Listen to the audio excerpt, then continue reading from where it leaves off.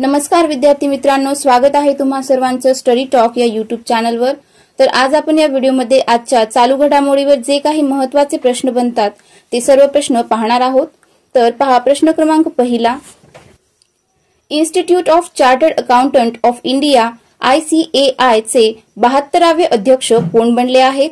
तर पर्याय क्रमांक डी, रणजित कुमार अग्रवाल हे ICAI चे 72वे अध्यक्ष बनले आहेत।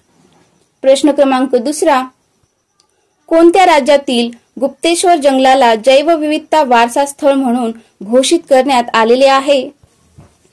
तर पर्याय क्रमांक सी, ओडिशा या राज्यातील गुप्तेश्वर जंगलाला जैवविविधता वारसा स्थळ म्हणून घोषित करण्यात आलेले आहे। पुढचा प्रश्न, आरोग्य क्षेत्राला चालना देण्यासाठी डॅश डॅश द्वारे स्वास्थ्यवर सेंटर ऑफ एक्सलन्स सुरू करण्यात आलेले आहे?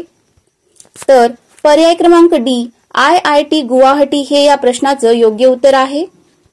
स्वास्थ्य प्रकल्पाचे उद्दिष्ट गहन तांत्रिक नवकल्पना, स्टार्टअप समर्थन, टिकाऊपणा, उद्योजकता आणि महसूल निर्मिती हे आहे।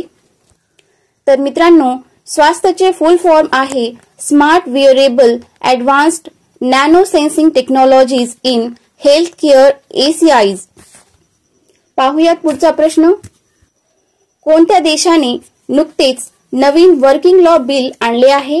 तर ऑप्शन ए, ऑस्ट्रेलिया या देशाने वर्किंग लॉ हे बिल आणले आहे।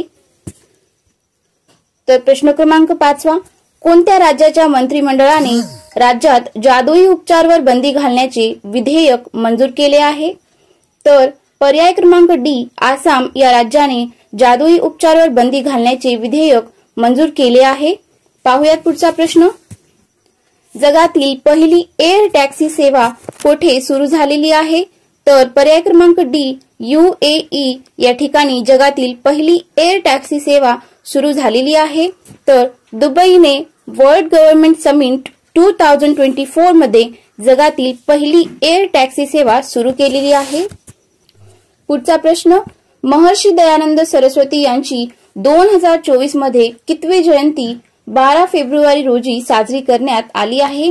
तर ऑप्शन नंबर डी हे या प्रश्नाचं योग्य उत्तर आहे। पाहूयात पुढचा प्रश्न, मुख्यमंत्री विश्वकर्मा पेन्शन योजना 2024 कोणत्या राज्यामध्ये सुरू करण्यात आलेली आहे? तर पर्याय क्रमांक डी, राजस्थान या ठिकाणी मुख्यमंत्री विश्वकर्मा पेन्शन योजना सुरू करण्यात आलेली आहे। सरकारने 18 ते 45 वयोगटातील कामगारांसाठी ही योजना सुरू केलेली आहे। तर या योजनेअंतर्गत राज्यातील कामगार आणि रस्त्यावरील विक्रेत्यांना दरमहा 60 ते 100 रुपये प्रीमियम रक्कम भरावी लागणार आहे। पुढचा प्रश्न, अंटार्क्टिकाच्या वैज्ञानिक अभ्यासासाठी नुकतेच किनलिंग स्टेशन कोणी सुरू केलेले आहे? तर पर्याय क्रमांक ए, चीन या देशाने नुकतेच अंटार्क्टिकाच्या वैज्ञानिक अभ्यासासाठी किनलिंग स्टेशन सुरू केलेले आहे। तर मित्रांनो, हा प्रश्न तुमच्यासाठी, अलीकडेच युनिक आयडेंटिफिकेशन अथॉरिटी ऑफ इंडियाने म्हणजेच UIDAI ने कोणता चॅटबॉट लॉन्च केलेला आहे? तर मित्रांनो, तुम्हाला या प्रश्नाचं उत्तर येत असेल तर तुम्ही कमेंट बॉक्समध्ये टाईप करून सांगू शकता। तर मित्रांनो, तुम्हाला हा व्हिडिओ हेल्पफुल वाटला असेल तर व्हिडिओला लाईक आणि शेअर करा आणि चॅनलवरती नवीन असाल तर चॅनलला सबस्क्राईब करायला विसरू नका।